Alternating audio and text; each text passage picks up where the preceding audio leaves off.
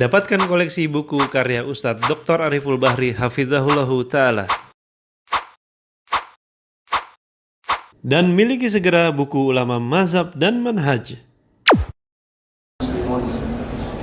Ya ayyuhan nasu ittaqu rabbakum alladhi khalaqakum min nafsin wahidah wa khalaqa minha zawjaha wa batha minhuma rijalan katsiran wa nisaa wattaqullaha alladhi tasaaluna bihi wal arham innallaha kana 'alaykum raqiba.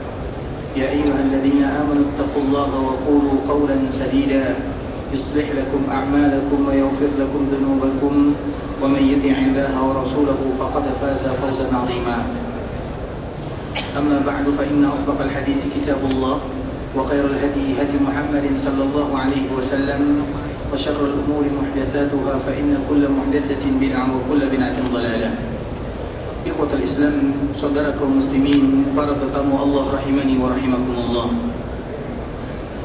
Alhamdulillah, Allah subhanahu wa ta'ala kembali memberikan kesempatan kepada kita bersama untuk bisa bersua dan berjumpa di dalam masjid Rasulullah sallallahu alaihi wasallam, sebuah masjid yang apabila seorang muslim mereka berada di dalamnya, maka mereka merasa iman mereka bertambah, sebagaimana pula bertambah ketakwaan mereka kepada Allah Subhanahu wa taala. Karena tidaklah dibangun Masjid Nabawi kecuali untuk menambah ketakwaan kepada Allah, dan Allah Subhanahu wa taala menyebutkan la masjidun ussisa 'ala taqwa, yaitu masjid yang pondasinya adalah iman dan takwa. Sehingga Nabi SAW menyebutkan, innal imana la ya'rizu ila al-madinah kama ta'rizu al-hayyatu ila juhriha. Sesungguhnya iman itu akan kembali ke kota Madinah sebagaimana ular akan kembali ke sarangnya. Dan di antara salah satu maknanya, siapapun yang datang ke kota Madinah adalah karena dorongan iman dan takwa yang ada pada dirinya. Kemudian dikala mereka berada di kota Madinah, beribadah di dalam Masjid Nabawi, maka iman dan takwa itu akan bertambah dan semakin bertambah. Dan itulah yang disebutkan oleh Allah Subhanahu wa taala, la masjidun ussisa 'ala taqwa, masjid yang pondasinya iman dan takwa. Karena siapapun yang datang maka akan bertambah imannya dan bertambah pula ketakwaannya. Iman dan takwa tidaklah bisa bertambah kecuali dengan beribadah dan beribadah kepada Allah Subhanahu wa taala. Kemudian setiap ibadah yang kita lakukan pasti akan dilipat gandakan pahalanya oleh Allah Subhanahu wa taala dibandingkan dengan kita beribadah di tempat yang lainnya. Oleh karenanya di antara bentuk kita bersyukur kepada Allah Subhanahu wa taala, terutama dikala kita berada di kota Madinah di dalam Masjid Nabawi, adalah berlomba-lomba memperbanyak ibadah, bukan berlomba-lomba memperbanyak hadiah. Ibadah merupakan di antara tujuan utama, hadiah itu adalah bonusnya. Maka di antara salah satu yang harus kita prioritaskan ikhwatul Islam adalah nanti kita pulang, kemudian kita memiliki kenangan dan cerita yang indah selama berada di Masjid Nabawi, salat tahajud yang kita lakukan, Al-Quran yang kita baca, doa yang kita panjatkan, tangisan kita kepada Allah, itulah yang kita tinggalkan. Dan itu semualah yang akan membuat kita semakin beriman dan bertakwa kepada Allah Subhanahu wa taala. Kemudian salawat beriringkan salam semoga senantiasa tercurahkan buat junjungan alam Nabi kita yang mulia, uswah dan qudwah kita bersama, Muhammad bin Abdullah sallallahu alaihi wasallam. Dan di antara kewajiban kaum muslimin adalah mereka hendaklah senantiasa mengucapkan salam dan salawat kepada Nabi sesuai dengan nama Nabi itu sendiri yang disebut dengan Muhammad sallallahu alaihi wasallam. Dan kalimat Muhammad itu artinya adalah orang yang banyak dipuji. Ahmad itu artinya adalah orang yang banyak memuji. Karena itu semua ada di dalam diri Nabi sallallahu alaihi wasallam. Orang yang paling banyak memuji Allah, orang yang paling banyak berzikir kepada Allah adalah Nabi Muhammad sallallahu alaihi wasallam, sehingga beliau dinamakan dengan Ahmad. Dan orang yang paling banyak dipuji oleh Allah adalah Nabi kita juga, Muhammad. Maka dengan itulah Nabi dinamakan dengan Muhammad, karena yang namanya Muhammad itu artinya adalah orang yang paling banyak dipuji oleh Allah Subhanahu wa taala. Ketika Nabi sallallahu alaihi wasallam dinamakan dengan kalimat yang indah ini, maka kita harus mengaplikasikannya di dalam kehidupan sehari-hari, sehingga kewajiban kita adalah bagaimana selalu dan senantiasa memuji Rasulullah sallallahu alaihi wasallam.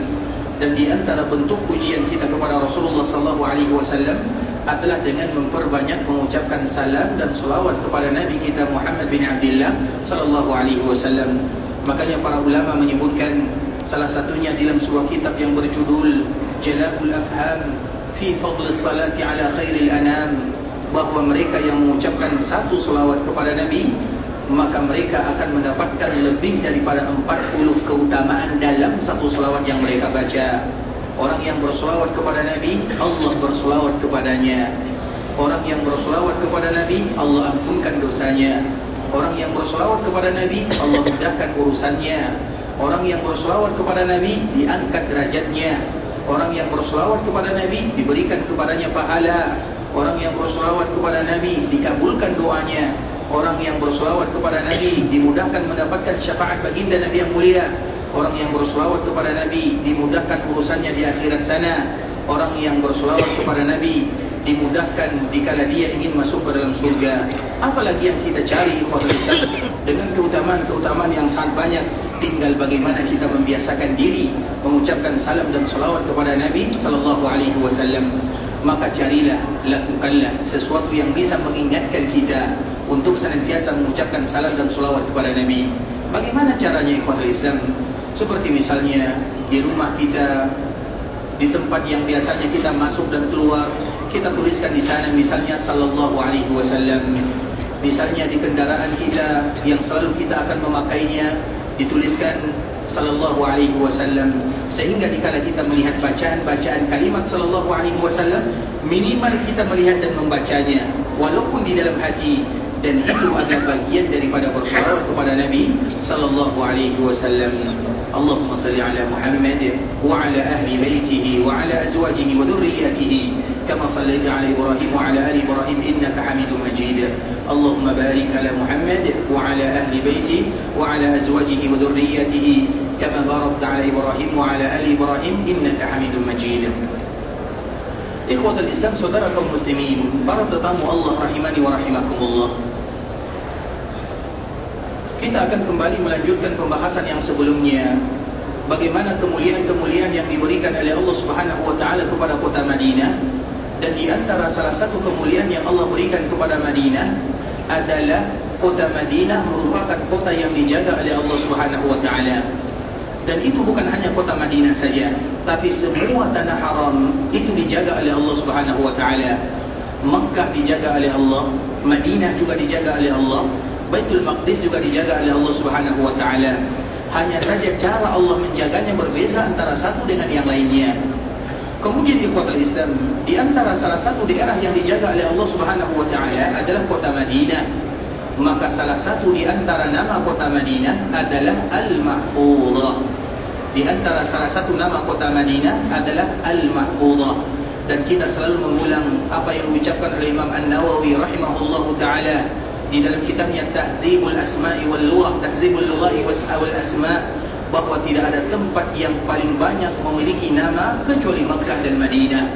Madinah itu disebutkan oleh As-Sam'udi, salah seorang ahli sejarah tentang Madinah, bahwa Madinah memiliki lebih daripada 95 nama, dan setiap nama dari kota Madinah memiliki makna di dalamnya. Maka wajar kalau seandainya Madinah akan kita dengarkan nama-nama yang tidak pernah terbayangkan bagi kita.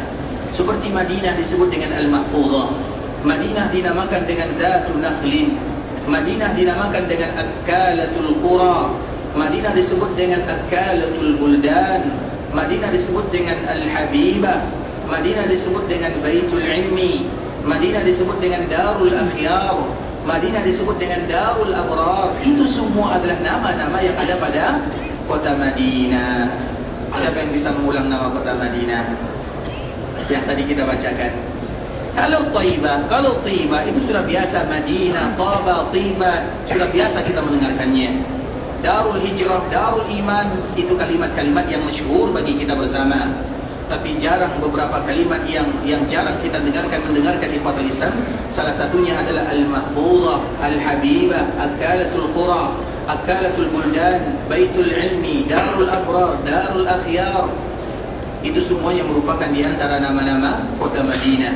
Dan tidaklah dinamakan dengan kalimat tersebut melainkan ada makna yang terkandung di dalamnya.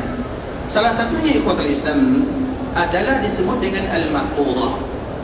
Dalam sebuah hadis yang dibawakan oleh sahabat Abu Sa'id Al-Khudri radhiyallahu ta'ala anhu yang dikeluarkan oleh Imam Muslim, Nabi SAW menyebutkan, walladhi nafsi biyadi, demi jiwaku yang ada di genggamannya, ma minal madinati syi'bun wala naqabun illa alaihi malakan yahrusaniha hatta taqdimu ilaiha.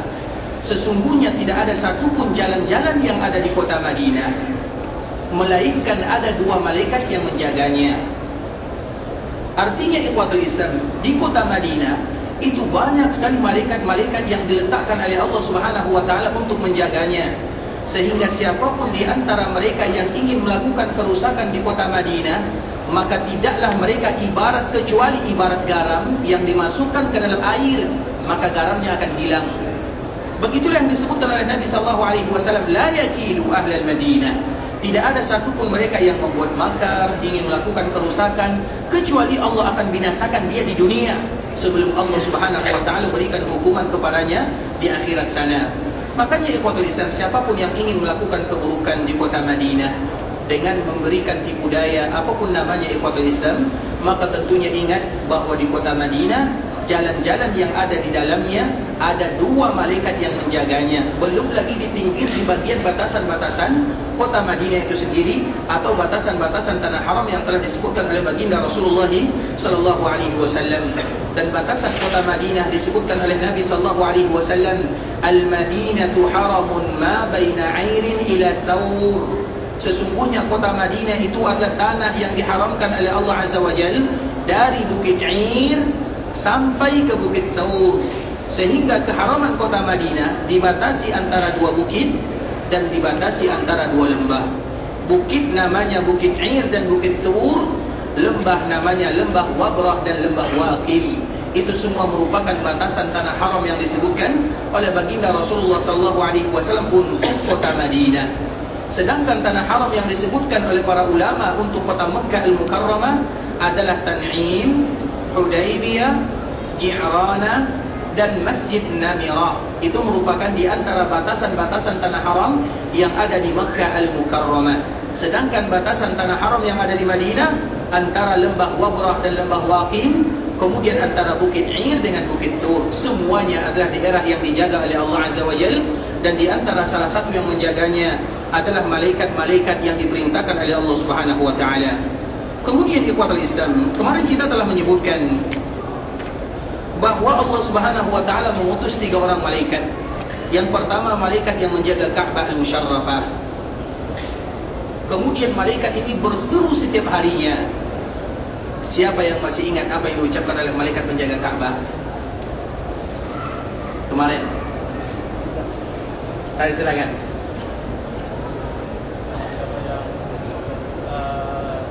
Bahwasanya haji dan umrah adalah wajib. Barang siapa yang tidak mewajibkannya, maka Allah akan memberikan padanya. Bahwa sesungguhnya haji dan umrah adalah wajib. Barang siapa yang tidak mewajibkannya, maka Allah akan memberikan kepadanya dosa.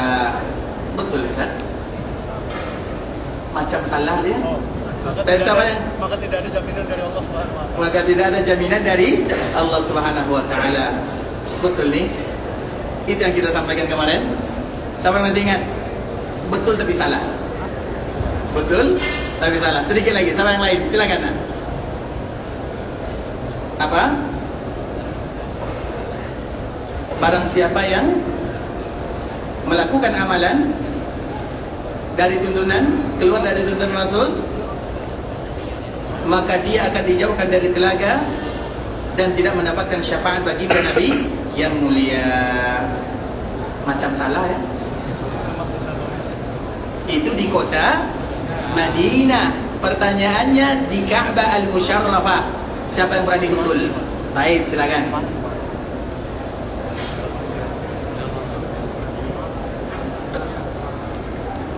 Masya Allah, jawabannya sama dengan ini. Nah, berarti sama-sama betul tapi salah. Baik, yang lain. Baik, silakan.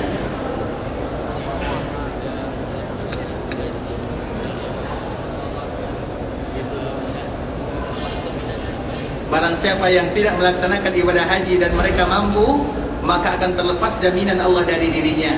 Masih sama dengan yang pertama dan yang kedua. Masya Allah. Baik. Kalau tidak ada yang dapat jawabannya, kita tutup buku nih. Baik. Tidak ada satu yang tahu. Baik, silakan terakhir ya. Baik.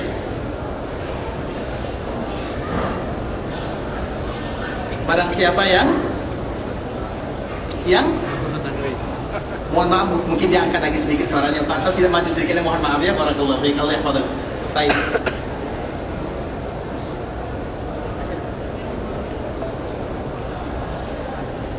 So, tugasnya adalah memanggil manusia untuk melakukan ibadah haji dan umrah. Betul atau salah? Salah. Baik, saya berani mengatakan salah, berarti tidak tahu jawabannya. Apa nak jawabannya nak? Tidak tahu. Tidak tahu ya? Baik. Tidak tahu, itulah jawaban yang betul ya. Ah, ini dia, Masya Allah. Silakan, Masya Allah. Allahu a'lam ya, nisful ilmi. Masya Allah, barakallahu fiik. Hai ikhwatal Islam. Malaikat yang ditugaskan oleh Allah Subhanahu wa taala di Ka'bah, yang menjaga Ka'bah, dia setiap hari berseru, barang siapa yang meninggalkan kewajiban. Kita tidak pernah mengatakan barang siapa yang meninggalkan haji dan umrah, tapi barang siapa yang meninggalkan kewajiban-kewajiban yang telah ditentukan oleh Allah. Kemudian kita contohkan di antara salah satu kewajiban tersebut adalah ibadah haji dan umrah. Tahu saya di mana?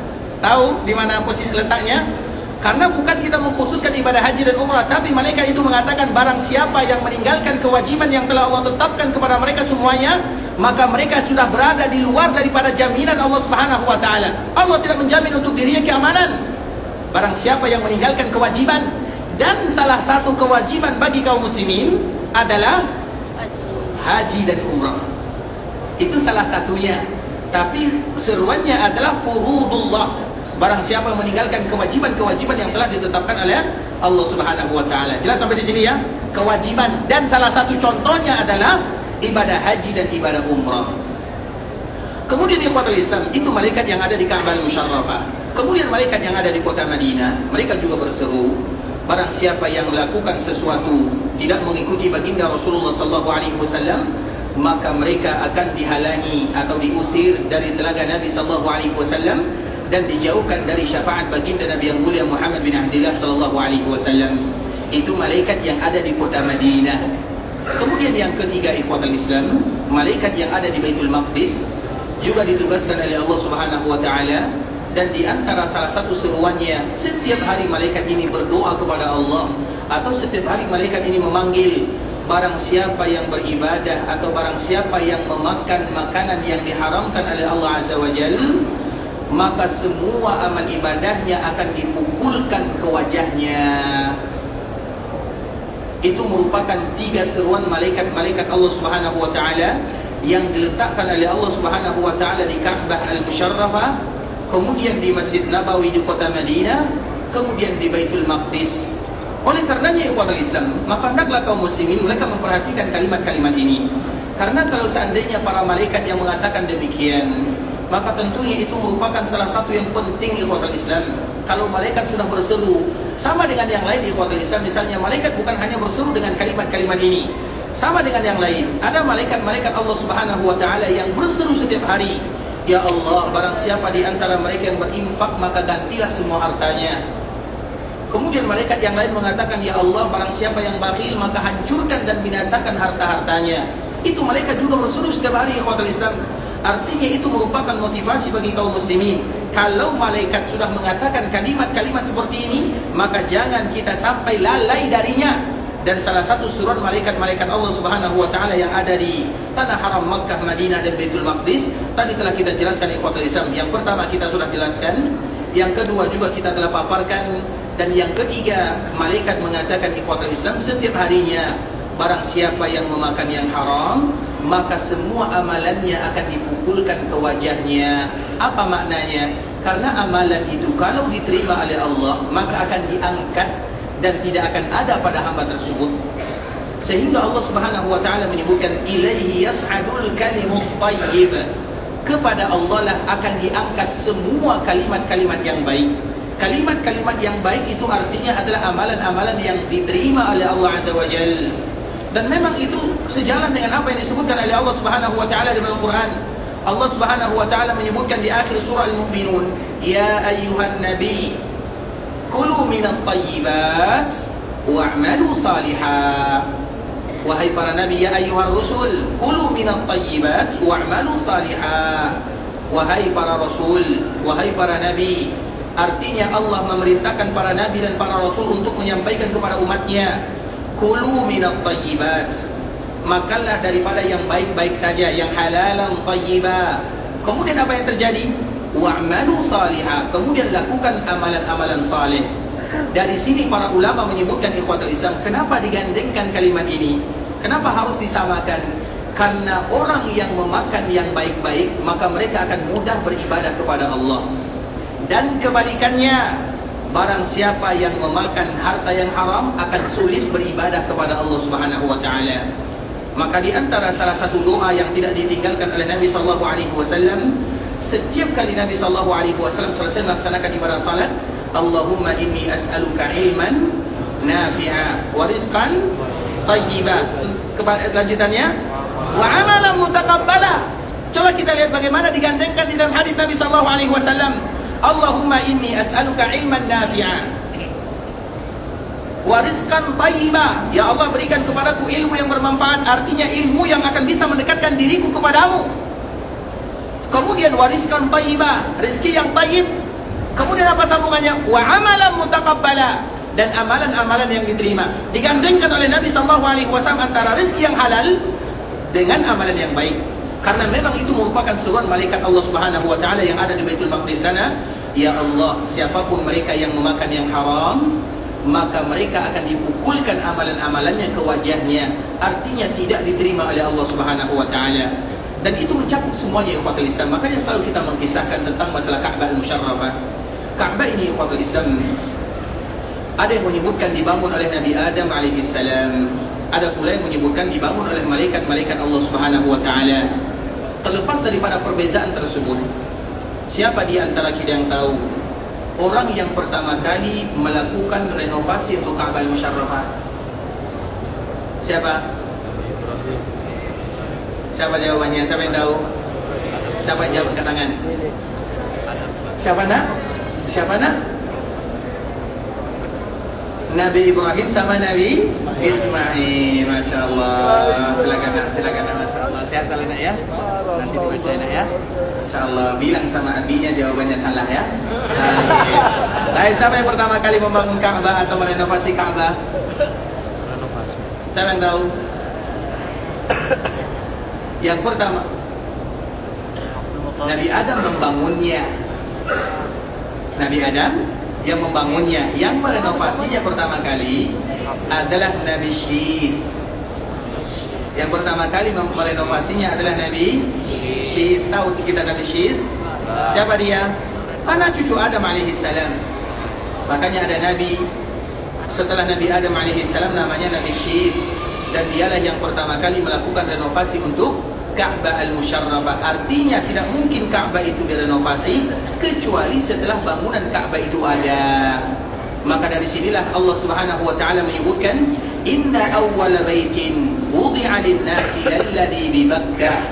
Sesungguhnya rumah yang pertama kali diletakkan, Allah mengatakan kalimat wudi'a. Kalimat wudi'a itu ikhwatul Islam adalah kalimat majhul. Kalimat majhul itu adalah kalimat fasif. Kalimat fasif itu adalah kalimat yang biasanya berawalankan di. Kalimat berawalankan dengan di itu biasanya tidak diketahui siapa pelakunya. Makanya Allah Subhanahu wa taala menyebutkan sesungguhnya rumah yang pertama kali diletakkan, siapa yang meletakkan? Maka wajar kalau sekiranya para ulama mereka berbeza di sana.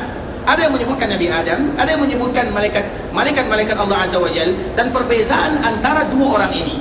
Artinya ikhwatul Islam, kalau seandainya dibangun di zaman Nabi Ibrahim alaihissalam, karena Ka'bah itu di antara salah satu namanya adalah kiblat.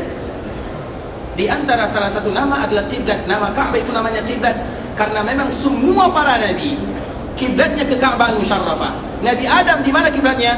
Ka'bah al-Musharrafah. Kemudian Nabi Sis di mana kiblatnya? Ka'bah al-Musharrafah. Semua para nabi kecuali nabi-nabi yang diberikan ujian oleh Allah Subhanahu wa taala. Dan itu pun untuk melihat kepatuhan dan ketundukan hambanya. Karena kiblat itu diserahkan kepada Allah Azza wa Jalla. Allah perintahkan kiblat ke sana, kita menghadap ke sana. Allah perintahkan kiblat ke Baitul Maqdis untuk memuliakannya. Karena memang Baitul Maqdis itu adalah rumah yang kedua dijadikan tempat beribadah. Jarak pembangunannya 40 tahun sahaja.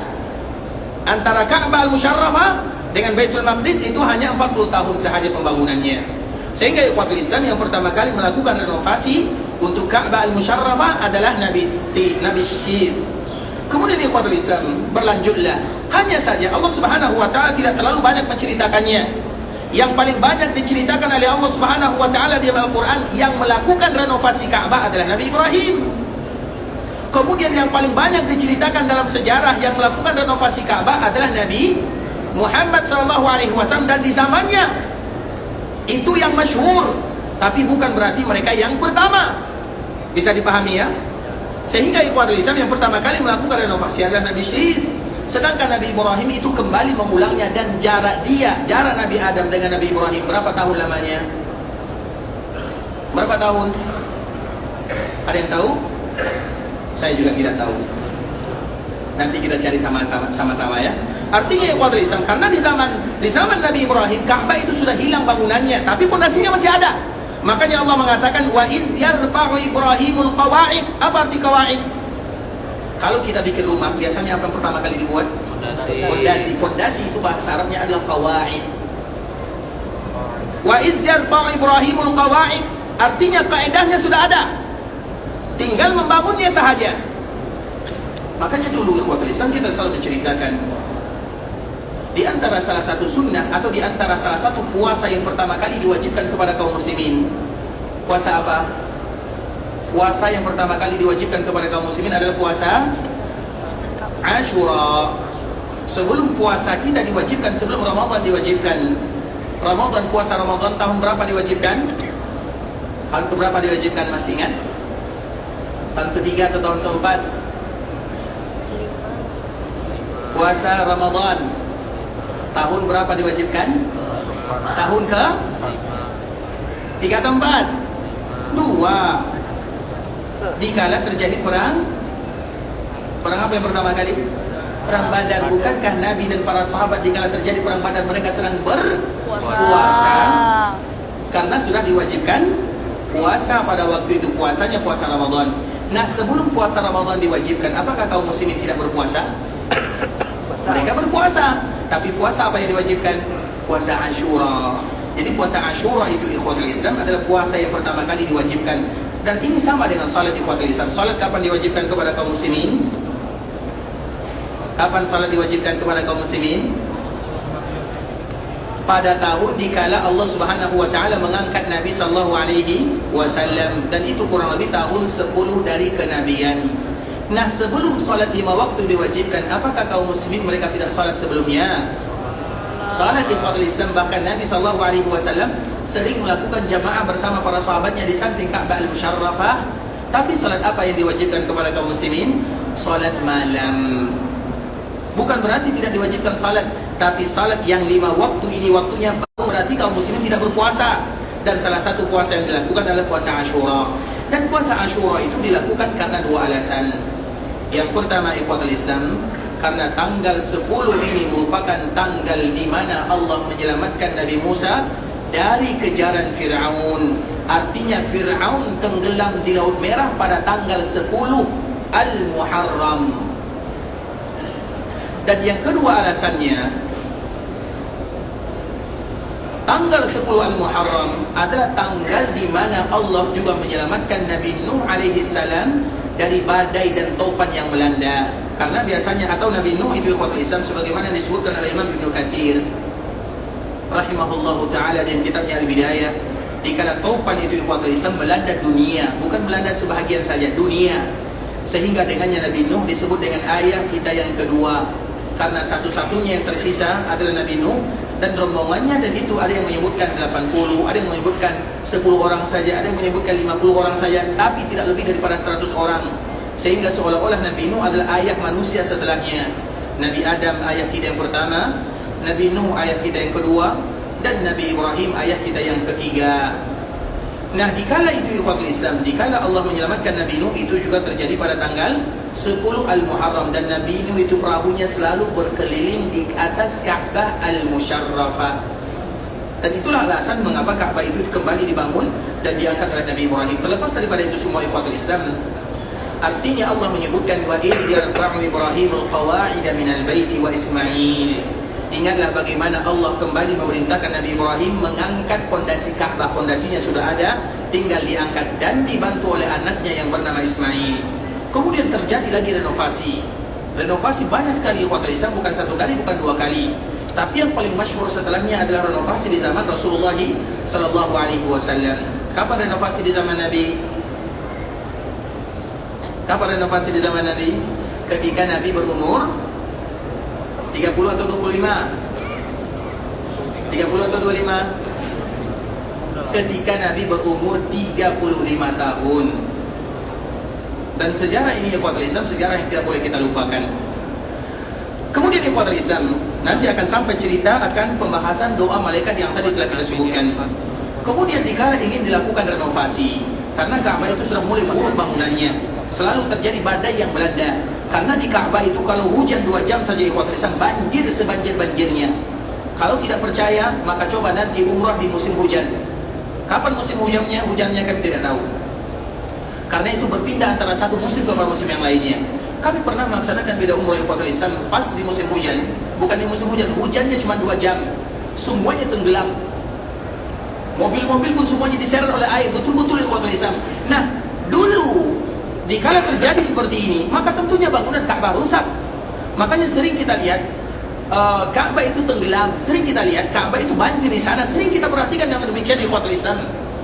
Bahkan kami pernah menyaksikan sejarah banjir itu betul-betul Ka'bah itu betul-betul banjir dan airnya tinggi. Maka pada waktu itu ada salah satu orang yang tawaf, dia kalau tidak salah berasal dari Kuwait atau Bahrain.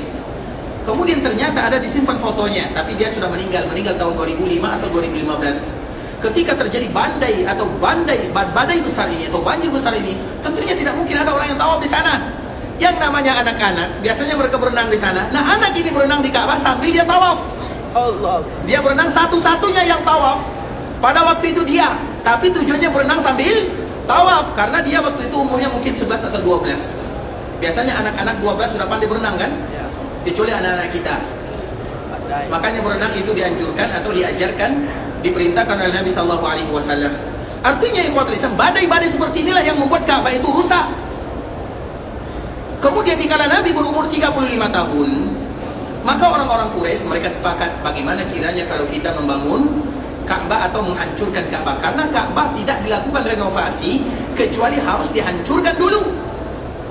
Ketika mereka mengatakan yang demikian, tidak ada satupun yang berani. Bagaimana kita akan menghancurkan Ka'bah Al-Musyarrafah? Tidakkah kita ingat Amul Fil? Sehingga mereka takut. Tidak ada satupun yang berani menghancurkan Ka'bah Al-Musyarrafah, dan tidak mungkin dilakukan renovasi kecuali Ka'bah terlebih dahulu dihancurkan bangunannya. Kemudian mereka tidak mau. Kenapa? Karena mereka takut nanti kalau mereka menghancurkan Ka'bah, terjadi lagi sejarah yang baru 35 tahun yang silam, yang terkenal dengan Amul Fil, dikala Allah menghancurkan semua Abraha dan bala tentaranya karena mereka ingin menghancurkan Ka'bah, sehingga mereka tidak mau. Kemudian tiba-tiba datanglah orang yang paling senior di sana, dan dia tidak lain tidak bukan adalah ayahnya Khalid. Siapa namanya Khalid? Al-Walid bin Mughirah. Al-Walid ini ikhwatul Islam adalah ayahnya Khalid bin Al-Walid. Dan dia adalah orang yang paling senior, dia orang yang paling kaya, dan dia yang paling banyak keturunannya. Dan itulah yang menyebabkan dia tidak mau ikut kepada Nabi SAW. Ketika Nabi menjadi Nabi dan menjadi Rasul, maka Al-Walid ini memanggil Nabi SAW sambil mengatakan, mengapa kamu yang harus menjadi Nabi? Bukankah yang paling senior, yang paling tua adalah aku? Bukankah yang paling kaya adalah aku?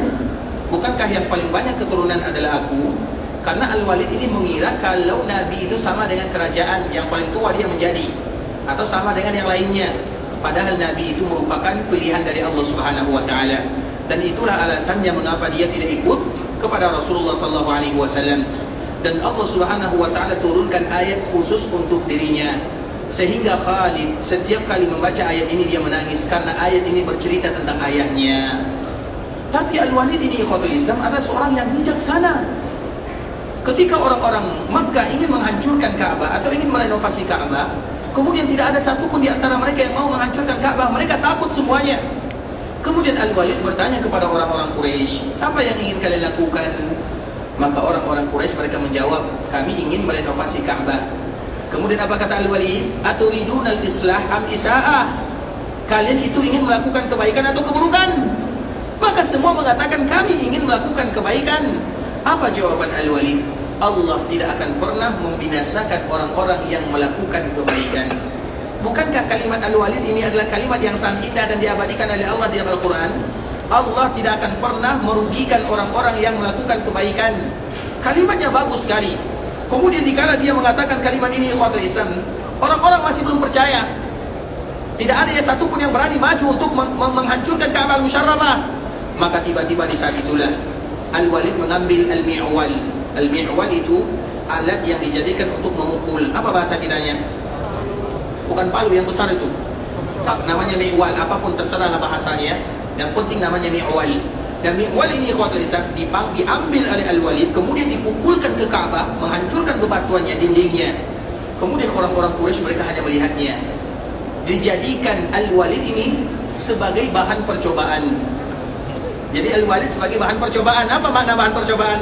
Kalau dia selamat, berarti kita lakukan sebagaimana yang dia lakukan.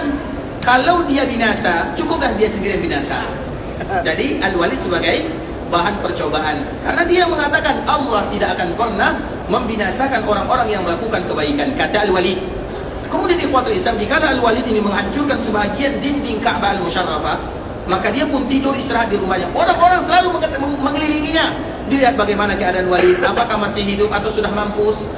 Itu anggapan orang-orang Quraisy. Karena siapa yang tidak takut ikhwatul Islam? Kejadiannya baru 35 tahun. Bagaimana Allah mengutus burung yang menghancurkan semua mereka yang menginginkan untuk menghancurkan Ka'bah Al-Musyarrafah. Wajar kalau mereka takut. Kemudian ikhwatul Islam, keesokan harinya Al-Walid keluar sebagaimana biasanya. Mereka pun melihat ternyata tidak ada apa-apanya pada Al-Walid. Dia sehat, dia selamat. Maka di saat itulah mereka baru menyadari ternyata Al-Walid ini berhasil. Artinya Allah tidak akan pernah menghukum orang-orang yang menghancurkan Ka'bah untuk merenovasinya. Maka di saat itulah mereka berbondong-bondong untuk menghancurkan Ka'bah Al-Musyarrafah. Itulah sejarahnya ikhwatul Islam. Dan itu Nabi SAW juga ikut. Jadi penghancuran Ka'bah Al-Musyarrafah itu tidak 1 hari 2 hari, lama waktunya. Dan Nabi SAW juga ikut melakukannya. Kemudian ikhwatul Islam, ketika mereka kembali membangunnya, maka disitulah orang-orang Quraisy, salah satunya pembesar Quraisy, kami lupa namanya, mereka mengatakan, wahai orang-orang Quraisy, siapapun di antara kalian yang ikut membangun Ka'bah Al-Musyarrafah, maka jauhkan harta-harta yang haram. Tidak ada yang ikut serta membangun Ka'bah Al-Musyarrafah dari harta sogoknya, dari perjudiannya, dari perzinahannya, dari rasuahnya, dari kezalimannya. Diumumkan kalimat ini. Dan kita tahu masa itu disebut dengan masa jahiliyah. Anak saja dikubur hidup-hidup, maka disebut dengan masa jahiliyah. Dan kalau menikah itu ikhwatul Islam, orang menikah, satu perempuan itu bebas didatangi oleh siapa saja. Kalau seandainya nanti wanita ini hamil dan melahirkan anak, maka semua laki-laki yang pernah mendatanginya dipanggil. Kemudian dilihat siapa yang mirip, silahkan menjadi anaknya. Coba bayangkan, jahiliyah disebut dengan jahiliyah. Agar kita tahu kenapa disebut dengan zaman jahiliyah.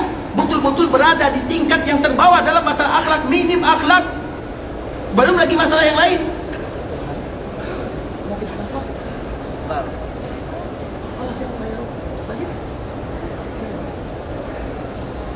Sampai di mana tadi? Jahiliyah. Tapi ikhwatul Islam, makanya disebut dengan jahiliyah. Sehingga dikala diumumkan, dibuat pengumuman, tidak boleh ada yang ikut serta di dalam membangun Ka'bah kecuali dari harta yang halal. Di mana dicari harta yang halal? Dari mana mereka mengetahui halal yang haram? Dari mana? Namanya jahiliyah. Mereka tidak tahu halal haram kecuali sedikit. Maka di saat itulah ikhwatul Islam, coba bayangkan Ka'bah, berapa panjang Ka'bah? Berapa panjangnya? Karena Ka'bah sekarang itu ikhwatul Islam adalah pembangun Ka'bah bangunan Ka'bah yang dilakukan oleh orang-orang Quraisy. Karena Ka'bah setelah direnovasi oleh orang-orang Quraisy, dilakukan renovasi yang banyak lagi. Namun pada akhirnya Ka'bah yang kita saksikan sekarang itu adalah Ka'bah sebagaimana yang dibangun oleh orang-orang Quraisy, dikembalikan kepada pembangunan sebelumnya. Karena setelah itu banyak lagi dilakukan renovasi Ka'bah Musyarrafah. Sampai pada akhirnya adalah Hajjaj bin Yusuf. Karena Hajjaj bin Yusuf itu ikhwatul Islam, dikala dia datang ke kota Makkah Al-Mukarramah, dia membawa manjaniqah. Kita tahu manjaniqah. Manjanik itu kalau bahasa kitanya ketapel yang besar, yang ada bolanya, kemudian dilemparkan ke Ka'bah Al-Musyarrafah, otomatis Ka'bah itu hancur. Manjanik, kita tahu manjanik. Manjanik itu seperti dulu Nabi Ibrahim dikala dilemparkan ke dalam api yang paling besar. Tidak ada orang yang berani mendekatinya. Tidak mungkin Ibrahim dimasukkan begitu saja, kecuali dengan manjanik, dengan ketapel besar lah kalau bahasa kitanya. Kemudian dilemparkan dari jarak jauh, kemudian dia sampai ke api yang telah dipersiapkan. Begitu juga Hajjaj tersebut, dikala dia sampai ke Mekah, dia membawa manjanik. Kemudian dipukulnya orang-orang Mekah dengan manjanik tersebut, maka tentunya Ka'bah hancur di sana. Maka dilakukan lagi renovasi Ka'bah di zamannya, berputar sampai di zaman Imam Malik. Dikala di zaman Imam Malik ini ikhwatul Islam, maka ada orang yang bertanya kepada Imam, wahai Imam, apakah boleh dilakukan renovasi Ka'bah lagi? Apa kata Imam Malik? Jangan jadikan Ka'bah permainan pemerintah. Artinya datang pemerintah baru dirubah lagi, datang pemerintah lain dirubah lagi, datang amir yang lain dirubah lagi. Kalau seperti itu hilang wibawa Ka'bah. Maka semenjak fatwa daripada Imam Malik ini, Ka'bah tidak berubah sampai sekarang. Kemudian ikhwatul Islam, kita kembalikan kepada Nabi SAW. Ketika Nabi SAW atau di zaman Nabi, dikala Nabi berumur 35 tahun, maka diumumkan tidak boleh satupun yang ikut serta menyumbang kecuali dari harta yang halal-halal saja. Karena dulu bangunan Ka'bah itu ikhwatul Islam persegi panjang, tiba-tiba tinggal persegi. Nah persegi ini kalau kita lihat ya, kira-kira Ka'bah itu luas atau tidak? Kalau masyarakat Ka'bah atau masyarakat Mekah yang mereka ahli di dalam berbisnis, mereka ahli di dalam berdagang, kira-kira mereka sanggup tidak untuk membangun Ka'bah? Terlalu mudah ikhwatul Islam. Sebenarnya membangun Ka'bah itu mudah, hanya saja harta yang halal tidak ada. Dan mereka tahu, padahal mereka jahiliyah. Orang jahiliyah tahu ini yang halal, ini yang haram, padahal mereka jahiliyah. Apakah kemudian ada kaum muslimin mereka tidak tahu ini halal atau haram? Orang jahiliyah saja mereka tahu mana halal dan haram. Kemudian tiba-tiba ada orang yang datang melaksanakan ibadah haji, ada orang yang datang melaksanakan ibadah umrah, ada mereka yang datang ke tanah haram Makkah Madinah, yang mereka pakai itu adalah harta yang haram. Fa anna yustajabu lidzalik. Kemudian dia berdoa kepada Allah. Bagaimana mungkin doanya dikabulkan? Menangis siang dan malam dia menangis, tidak akan pernah dikabulkan doanya, percuma. Maka ingat doa malaikat tersebut ikhwatul Islam. Siapapun yang memakan harta yang halal, yang haram, semua ibadahnya dipukulkan ke wajahnya. Allah tidak akan pernah melihatnya.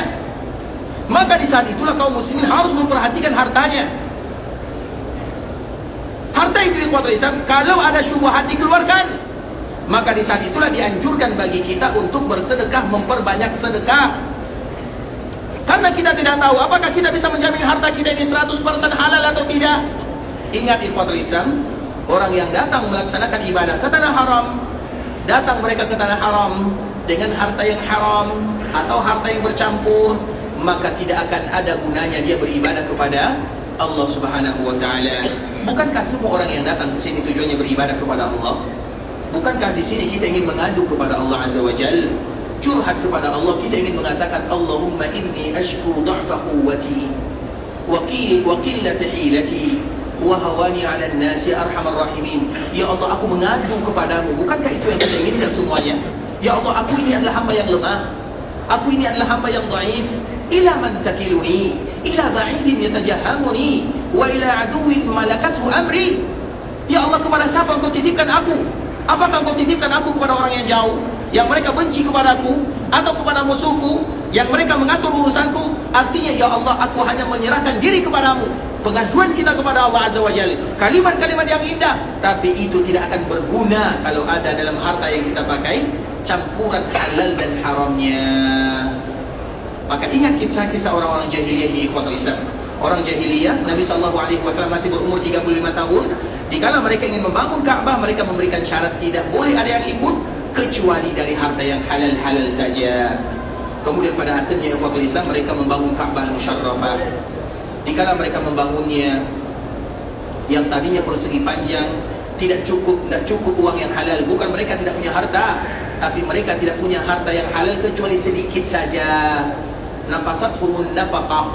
Sehingga nafaqah itu artinya sumbangan untuk membangun Ka'bah dari harta yang halal cukup hanya untuk membangun Ka'bah sebahagian saja. Maka itulah ceritanya mengapa Ka'bah tinggal sebahagian, yaitu sebahagian daripada Ka'bah yang sesungguhnya, karena Ka'bah itu persegi panjang, tiba-tiba tinggal persegi karena orang-orang Quraisy mereka tidak cukup nafkahnya atau tidak cukup harta halalnya. Sehingga ikhwatul Islam dikala mereka membangun Ka'bah, kemudian sisa Ka'bah ini maka dibuatlah yang namanya hijir. Dan kita selalu menamakan hijir ini adalah hijir orang-orang Quraisy atau disebut dengan hijir Quraisy. Sebahagian kaum muslimin mereka menamakan dengan hijir Ismail. Mana yang betul, hijir Quraisy atau hijir Ismail? Hijir Quraisy atau hijir Ismail? Kalau dari segi sejarah itu baru ada di zaman Quraisy. Bisa dipahami? Hijir ini ikhwatul Islam baru ada di zaman Quraisy, tapi sebahagian kaum muslimin mereka menamakan dengan hijir Ismail. Mana yang betul, Ismail atau Quraisy? Mana yang betul? Hijir Ismail atau hijir Quraisy? Dua-duanya boleh ya. Tapi kalau kami pribadi lebih condong kepada hijir Quraisy, karena itu berada di zaman Quraisy dan itu memang dibuat oleh orang-orang Quraisy, dan itu adalah hikmah dari Allah Subhanahu wa taala. Kalau tidak ada hijir ini, maka tentunya kemungkinan kita selama-lamanya tidak pernah beribadah di dalam Ka'bah Al-Musyarrafah. Kalau mengharapkan masuk ke dalam Ka'bah yang ada sekarang ikhwatul Islam, kira-kira ada harapan atau tidak? Masuk ke dalam Ka'bah ada harapan atau tidak? Yang ada tempatnya ada ya, tapi sedikit kemungkinan. Sehingga dengan adanya hijir itu adalah Ka'bah Musyarrafah, dan kita bisa tidak masuk ke dalam hijir ini? Bisa sekali. Dan itu adalah bagian daripada Ka'bah, sehingga itu merupakan hikmahnya ikhwatul Islam. Kalau seandainya hijir tidak ada, maka sampai bila kita akan atau kapanpun kita tidak akan bisa masuk ke dalam Ka'bah Al-Musyarrafah kecuali orang-orang tertentu sahaja. Sehingga nanti kalau kita berada di hijir, biasanya di hijir ini apa yang kita lakukan? Kalau kita berada di dalamnya, salat. Kita salat menghadap mana? Ka'bah. Itu Ka'bah. Itu kiblat. Kita salat menghadap mana saja. Menghadap ke sana, silakan. Karena di Ka'bah itu ikhwatul Islam bebas kita salat menuju ke mana saja. Bisa dipahami?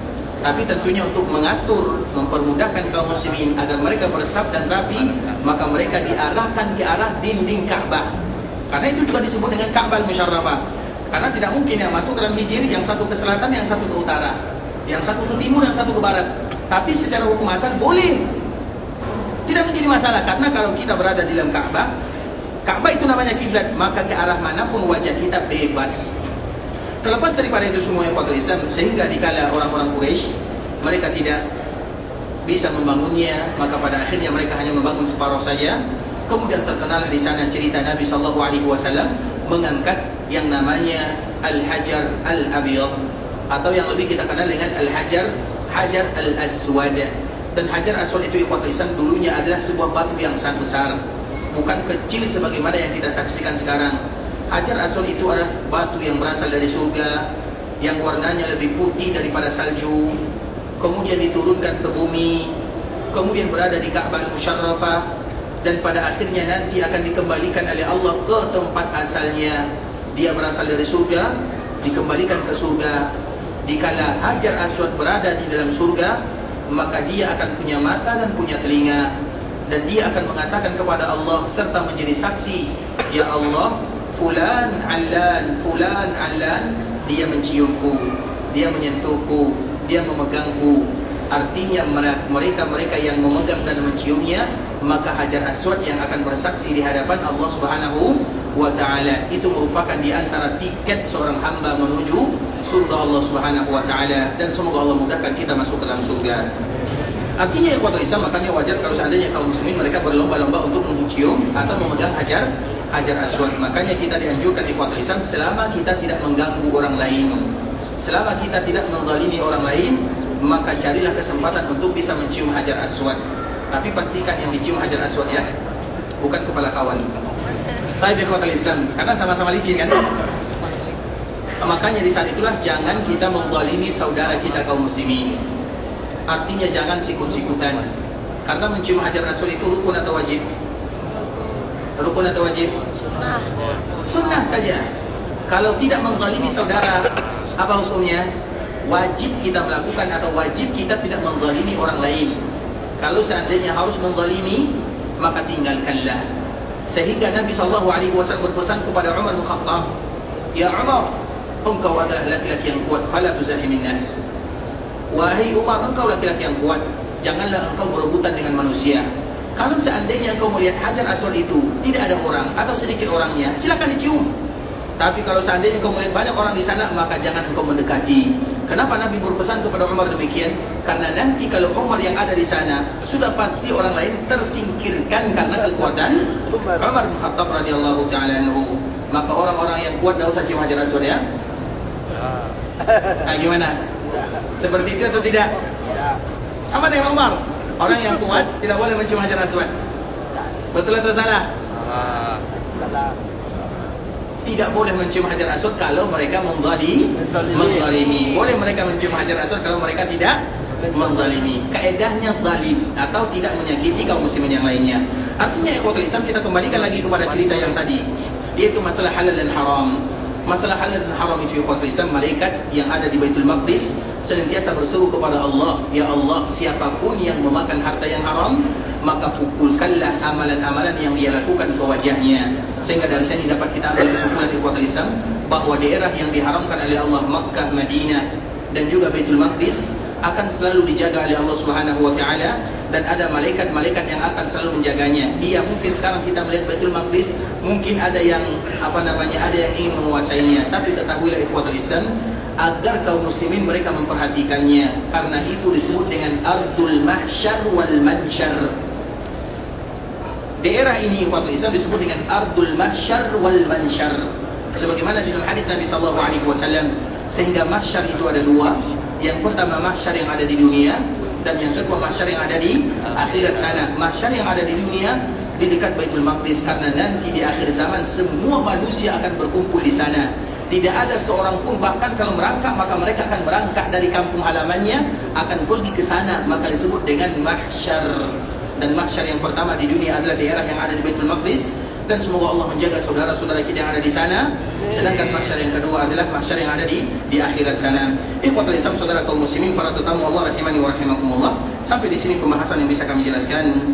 Yang benar dari Allah Subhanahu wa taala, yang salah dari diri kami pribadi karena kurangnya ilmu kami, karena kebodohan dan karena kejahilan kami. Kami mohon dimaafkan kalau ada kata-kata yang salah, kalimat-kalimat yang kurang tepat, bahasa-bahasa yang kurang bagus, penyampaian yang kurang berkenan, maka kami mohon dimaafkan. Dan kita selalu mengatakan ikhwatul Islam, bagi kita yang ada di kota Madinah atau bagi kita yang ada di tanah haram Makkah Al-Mukarramah, maka ketahuilah ini merupakan di antara daerah yang diharamkan oleh Allah Subhanahu wa taala. Sebagaimana hadis Nabi sallallahu alaihi wasallam, "Inna Ibrahim harrama Makkah wa inni haramtul Madinah." Sesungguhnya Nabi Ibrahim mengharamkan Makkah Al-Mukarramah, dan aku pun mengharamkan Madinah. Itu adalah hadis Rasulullah sallallahu alaihi wasallam. Mengapa demikian ikhwatul Islam? Makanya di antara salah satu nama Makkah dan Madinah adalah Al-Muharram. Di antara salah satu namanya adalah Al-Baitul Muharram. Sebagaimana yang disebutkan oleh Allah Subhanahu wa taala di dalam Al-Qur'an surah Ibrahim, "Rabbana inni askantu min dzurriyyati biwadin inda baitika Al-Muharram." Sehingga di antara salah satu namanya adalah Al-Baitul Muharram.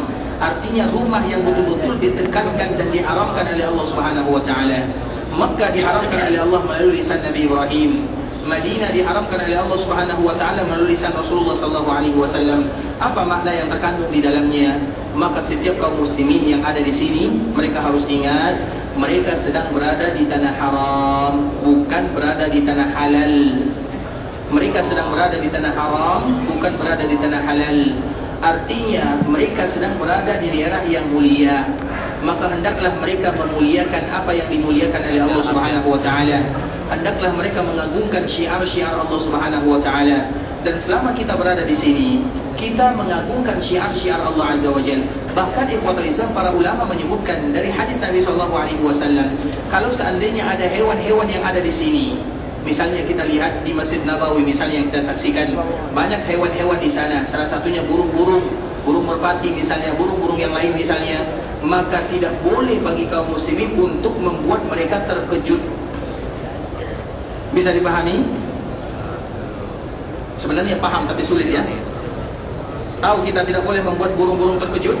Artinya misalnya burung sedang makan, kemudian kita lari, kemudian misalnya lari misalnya sehingga burung-burung berterbangan, itu tidak dibolehkan kita melakukannya. Bagaimana kalau kita membuat saudara kita yang terkejut?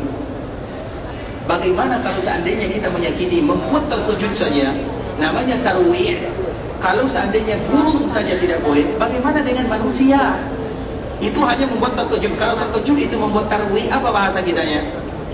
Tarwih itu kalau bahasa kitanya ngeprank lah, prank kalau bahasa kitanya. Tahu prank? Ngeprank itu artinya membuat terkejut, dan itu dosa besar. La yahillu li mu'minin an yurawwi'a akhahul mu'min.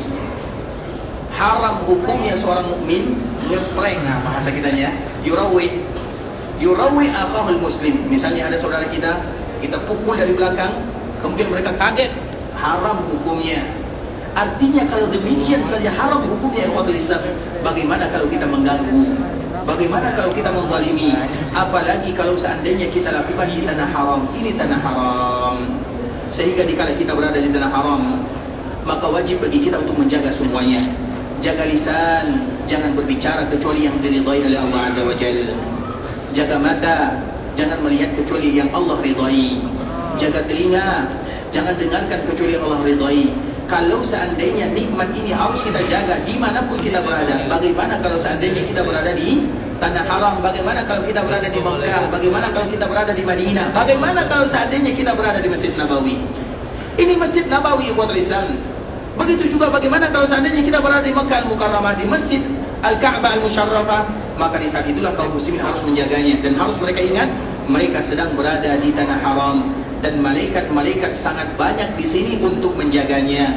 Mengapa demikian ikhwatul Islam? Karena kita ingin mencintai tanah haram, dan kita pun ingin dicintai oleh tanah haram. Kita ingin mencintai Madinah, dan kita pun ingin Madinah mencintai kita. Ada koneksi antara kecintaan, bukan hanya sebelah pihak saja. Iya, kaum muslimin semuanya mencintai kota Madinah, tapi apakah Madinah mencintai kita? Karena di antara salah satu keutamaan kota Madinah ikhwatul Islam, seolah-olah Madinah itu bisa memilah dan memilih mana yang harus dia cintai, mana yang harus tidak dia cintai. Sehingga di antara salah satu yang dianjurkan bagi kaum muslimin, ketika nanti mereka ingin meninggalkan Madinah, maka ucapkanlah kalimat yang disebutkan oleh Imam An-Nawawi rahimahullahu taala dalam kitabnya Al-Adhkar, Allahumma la taj'al hadha akhiru ahdin bi harami nabiyyika sallallahu alaihi wasallam. Bukti mereka mencintai kota Madinah. Mereka mengatakan, ya Allah, jangan jadikan perjalanan kami ini perjalanan terakhir kami berada di kota Nabi-Mu sallallahu alaihi wasallam. Itulah yang disebutkan oleh Imam An-Nawawi rahimahullahu taala, Allahumma la taj'al hadha akhiru ahdin bi harami rasulika sallallahu alaihi wasallam. Hafal kalimatnya, terutama bagi orang-orang yang besok atau esok pergi ke Mekah Al-Mukarramah. Kalau seandainya kita tidak bisa mengucapkan kalimat ini bahasa kita, bahasa Indonesia, ucapkan pakai bahasa Arab, dan itu lebih bagus. Kita mengucapkan kalimat ini dengan kalimat yang indah, karena kita ingin selalu diberikan kesempatan untuk datang ke sini. Dan semoga Allah Subhanahu wa taala tidak menjadikan keberadaan kita di kota Madinah kali terakhir, dan semoga Allah Subhanahu wa taala senantiasa memberikan kesempatan kepada kita untuk selalu dan senantiasa menjadi tamu Allah Subhanahu wa taala. Semoga Allah Subhanahu wa taala ampunkan dosa-dosa kita, dosa orang tua kita. Kalau ada di antara mereka yang masih hidup, semoga dipanjangkan umurnya dalam ketaatan kepada Allah. Kalau ada di antara orang tua kita yang sudah meninggal, semoga diampunkan dosanya, dilapangkan perkuburannya, dijadikan perkuburan mereka taman di antara taman-taman surga. Semoga Allah berikan kepada kita keberkahan, kemudahan, kelancaran dalam setiap urusan. Kalau ada di antara kita yang ingin pergi ke Mekah untuk beribadah, semoga Allah menerima semua amal ibadahnya. Allah kabulkan doa dan permintaannya. dijadikan umrahnya umratan mabrurah wa sa'yan mashkura wa dhanban maghfura. Kalau ada di antara kita yang ingin meninggalkan tanah haram Makkah dan Madinah, ingin pulang ke kampung halamannya, semoga dimudahkan perjalanannya, dilancarkan urusannya, kembali bersua dan berjumpa dengan saudara dan keluarganya dalam keadaan sehat walafiat, dan semoga Allah Subhanahu wa taala memberikan keikhlasan kepada kita dalam setiap beribadah, istiqamah dalam agama, dan Allah wafatkan kita semua dalam keadaan husnul khatimah. Kita tutup dengan doa kafaratul majlis. Subhanakallahumma bihamdika asyhadu an la ilaha illa anta astaghfiruka wa atubu ilaik. Wa sallallahu wa sallim ala nabiyyina wa habibina wa khalilina wa sayyidina Muhammadin wa ala alihi wa sahbihi wa sallam tasliman katsira. Assalamualaikum warahmatullahi wabarakatuh.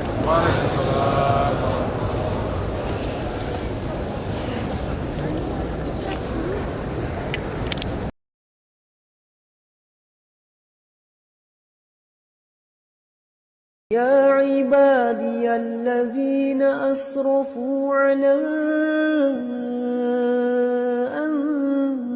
أنفسهم لا تقنطوا من رحمة الله